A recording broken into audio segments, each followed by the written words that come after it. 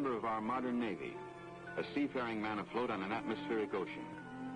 He belongs to a very special group known as the Shooting Stars.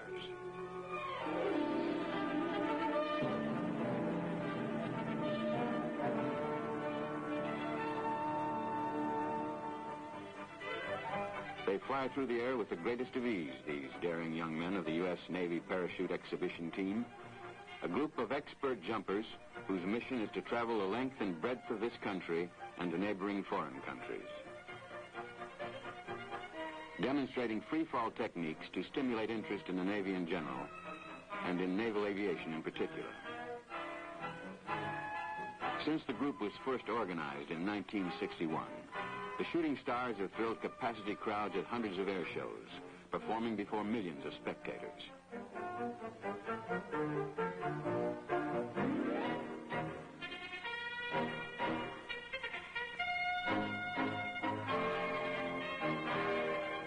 But the members of the team are not professional skydivers. All are naval parachutists, volunteers whose past work has pioneered in the research and development of pilot safety and survival equipment. Projects such as ejections from jet aircraft and the design of parachute equipment for the astronauts are part of their contribution to increased safety in aviation. The thrills of parachuting appeal to officers and enlisted men alike, and men from all ratings make up the membership of the team.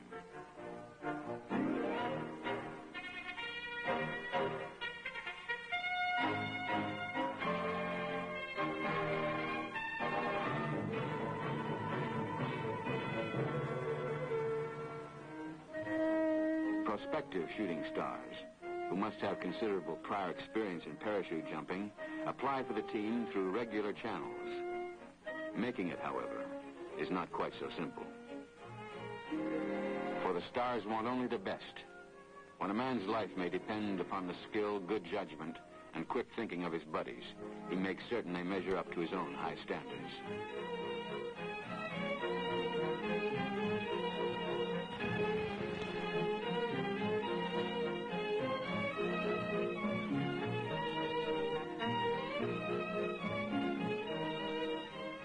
In addition, the members of the team are constantly in the public eye. They must be personable men in all respects. And these are qualities that the team members like to assess for themselves.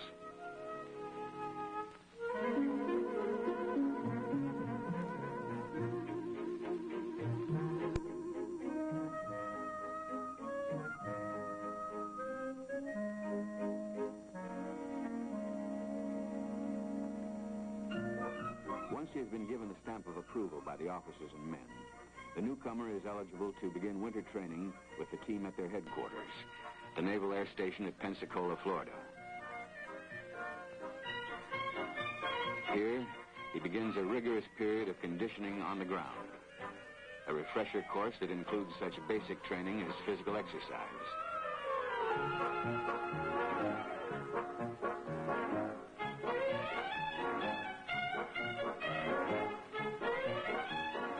Instruction in safety procedures, landing techniques, parachute handling, and possible malfunctions.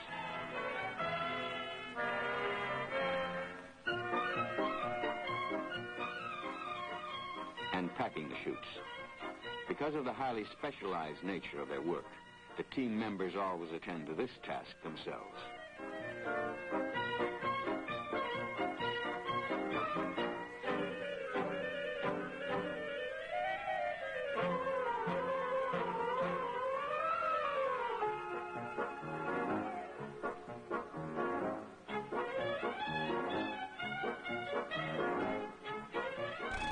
Ground training is followed by a series of practice jumps from lower altitudes, during which the men perfect their opening and landing techniques.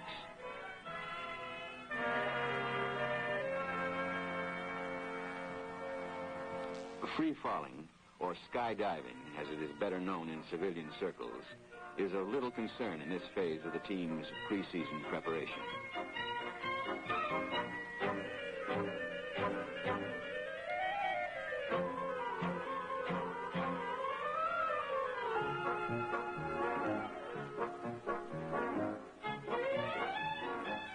The parachutes used by the team are specially designed to provide forward speed and maneuverability. Certain panels at the rear of the chute have been removed, and control lines from each side of the cutaway area permit the jumper to steer his canopy in any desired direction.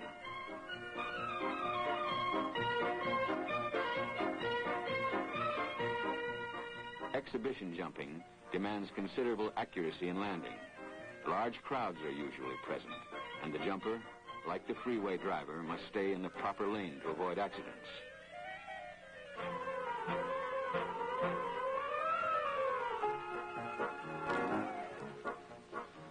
The stand-up landing is not prescribed for beginners, but the experienced jumper can safely execute this crowd-pleasing maneuver.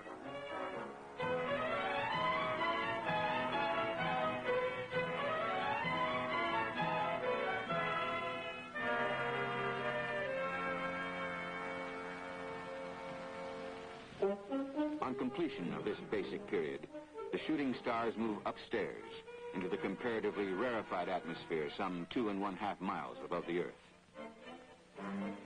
Even though every man on the team is an experienced hand, including the newcomers, exhibition jumping makes special demands that require special training.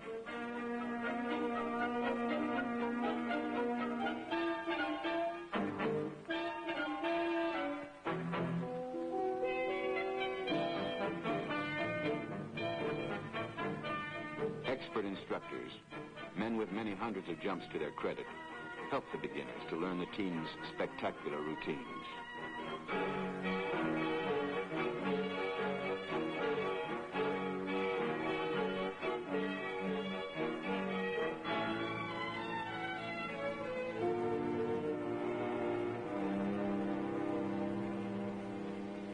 A clumsy motion of the body, an arm or leg raised or lowered at the wrong time, can send the jumper out of control.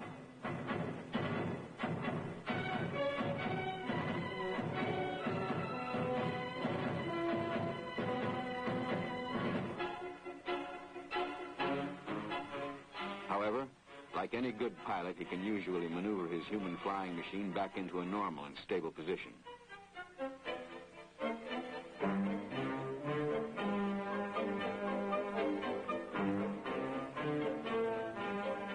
Most important in this phase of the jumper's training is to become adept at working with the other members of the team. So adept, in fact, that he can pass a baton back and forth with a teammate while plummeting downward at 120 miles per hour.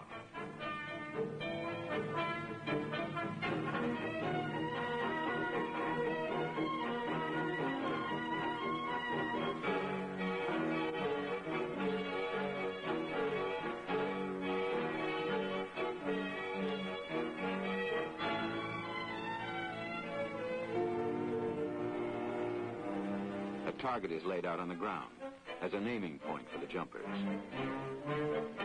And as they drift down, a colored smoke bomb is set off to orient them on the direction and the relative velocity of the surface wind. The jumpers always land facing the wind, a maneuver that minimizes their horizontal speed on impact.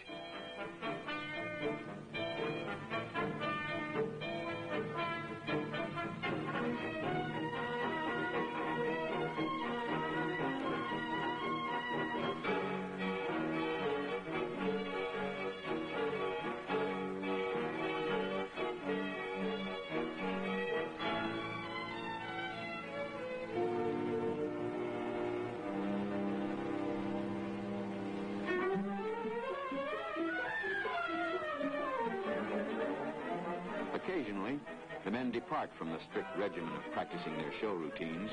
They've fallen into the habit of calling these fun jumps,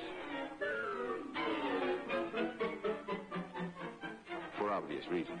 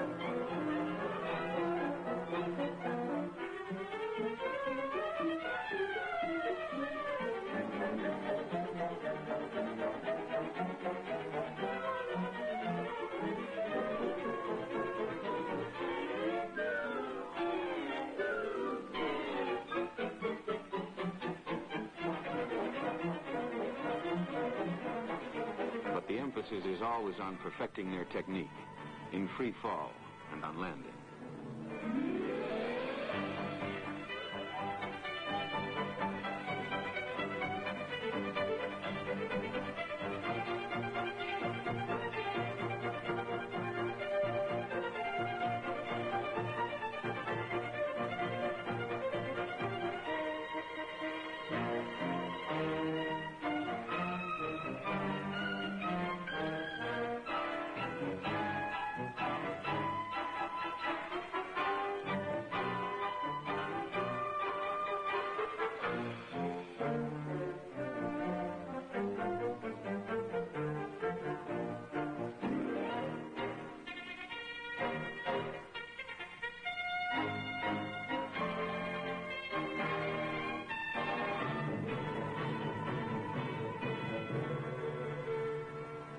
And the instruction session usually continues on the ground, where every detail of the jump is hashed and rehashed.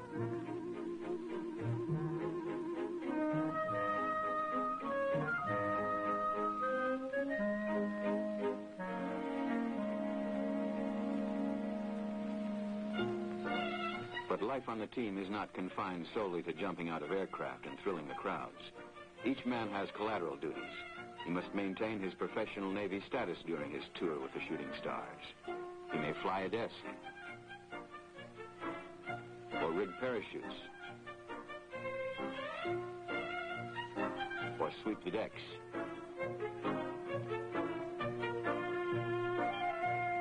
or repair the aircraft.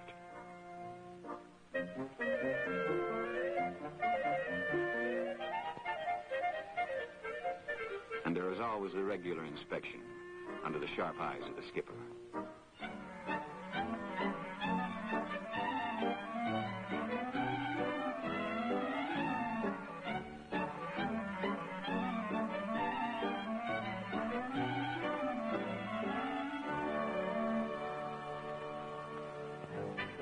During their road season, which normally runs from March through November, the Stars become the original traveling salesmen of the Skyways.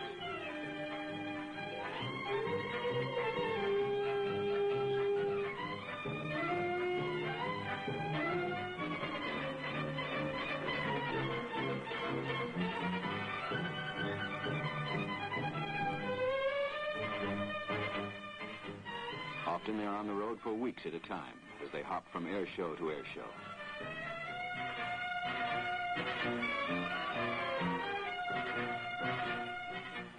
From one hotel or barracks to the next.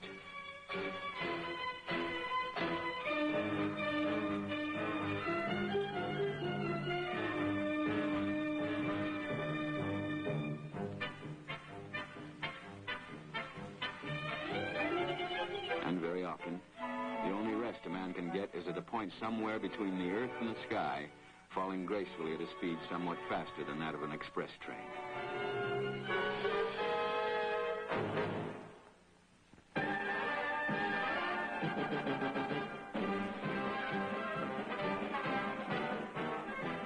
The climax of the entire operation is the show performance.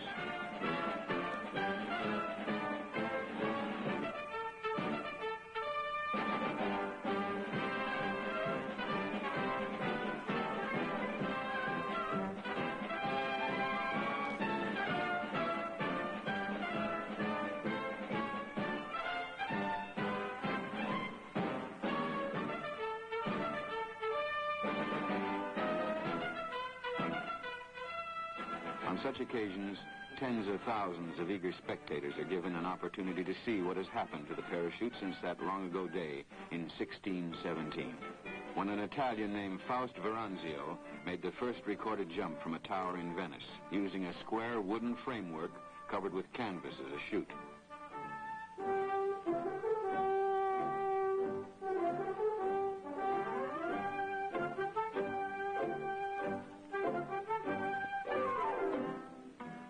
The informal atmosphere so characteristic of the training days is noticeably absent during the team's public performances.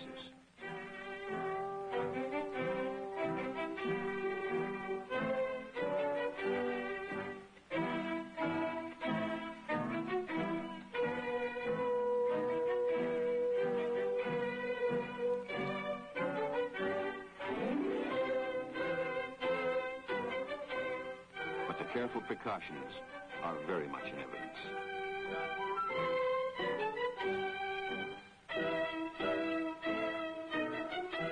Although the stars have a saying, if your chute doesn't open, take it back and get another one, they still check every strap, snap, and buckle before taking off.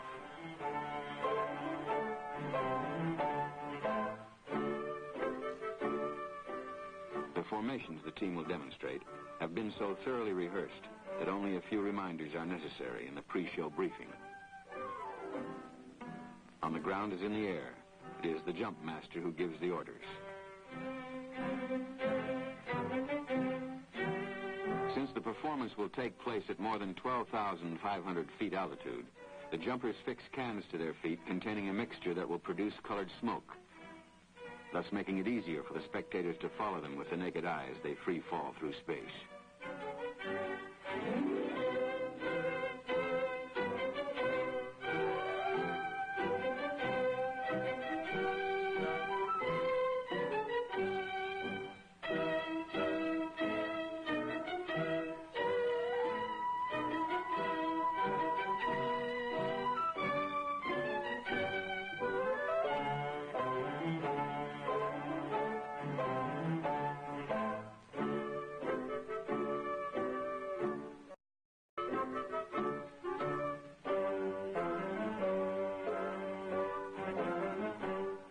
The team's information officer keeps the crowd informed as their SkyTrain transport heads for the wild blue yonder. And throws in some interesting statistics. In 1962, for example, the shooting stars spent a total of nearly 26 hours free-falling without open parachutes. Enough mileage to cover approximately the distance between the cities of Los Angeles and New York. At 2,500 feet, the aircraft passes directly over the target zone below, and the jump master drops a colored streamer. The distance the streamer drifts to leeward of the target will enable him to compute the point at which the jumpers should exit the aircraft. Armed with this information, the jump master directs the plane commander as he flies the aircraft to the required altitude and position. It's a tricky job, rather like finding the exact spot on the surface of a trackless sea where the fish were biting yesterday.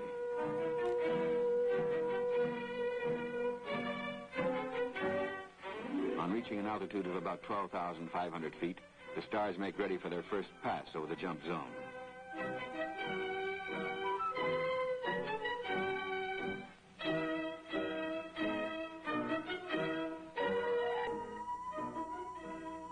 Seconds before the aircraft reaches the exit point, the jump master gives the standby signal.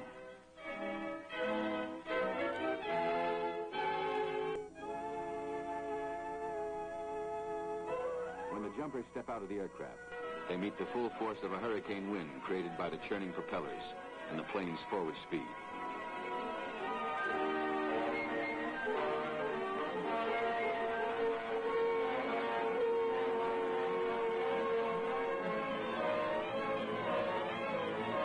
Seconds later, they are in a world of utter silence, no longer buffeted by the wind, not even conscious of the sensation of falling.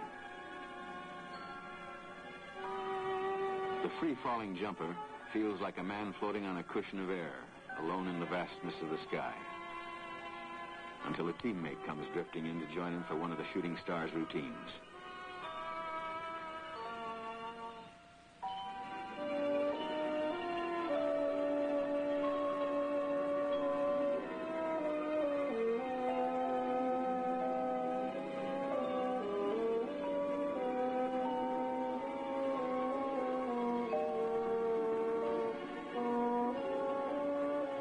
His stopwatch and altimeter inform him that he has been in free fall for 60 seconds, that his altitude is about 2,500 feet, and that it is now time to pull his ripcord.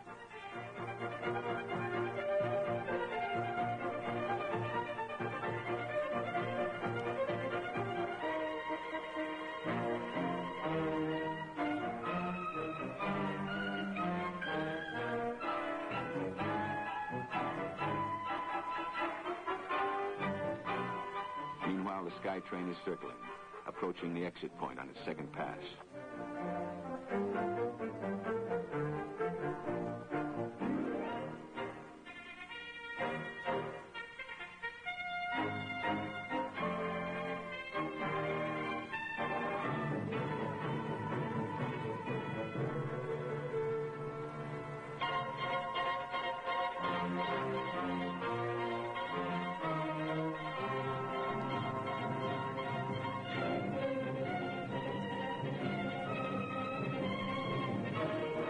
Proper body positions, a parachutist can do almost anything a fighter aircraft can do, except, of course, to go up.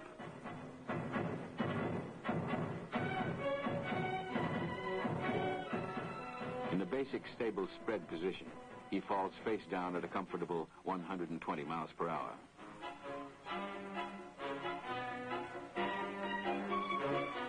The French developed the frog position, a relaxed version of the stable spread that results in a slightly faster fall.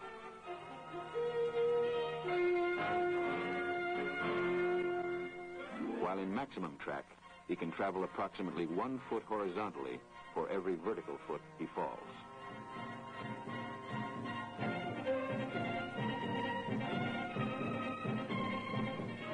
The delta position enables the speed-conscious parachutist to hurtle earthward at up to 185 miles per hour.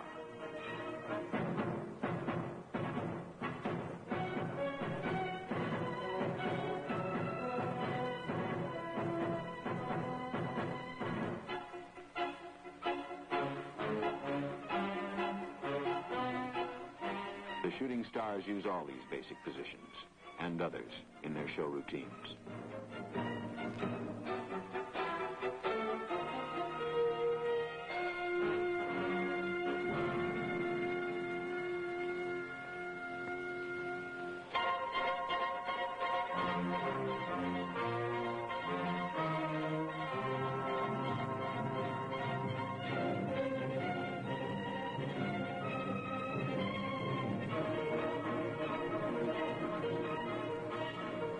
Hours of practice, of working together as a team, really pay off.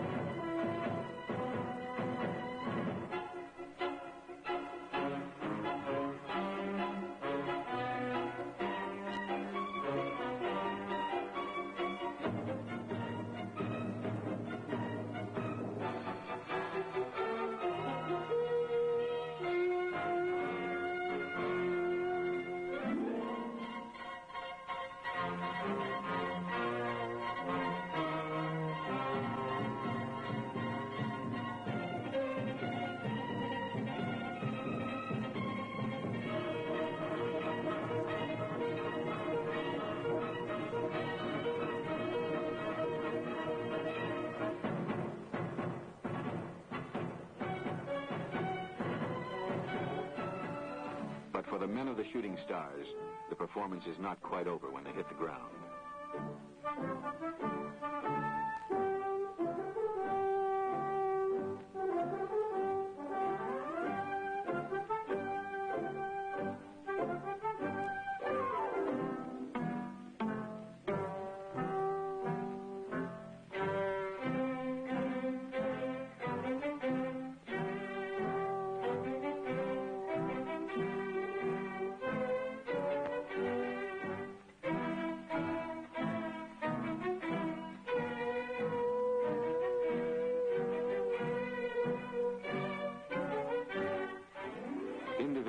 recognition. As Samuel Johnson once said, it is like gold and diamonds in that it owes its value to scarcity.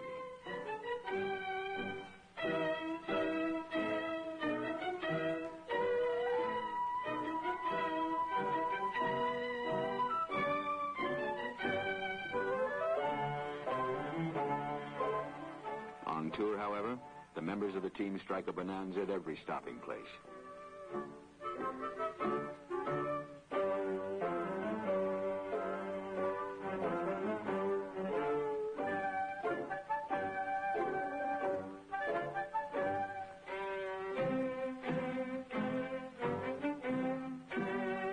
But the plaudits of the crowd, heartwarming as they are, can only be earthbound music to a shooting star, who tomorrow, perhaps half a continent away, will be hearing the melody of the heavens as he spreads his wings in a strange and distant sky.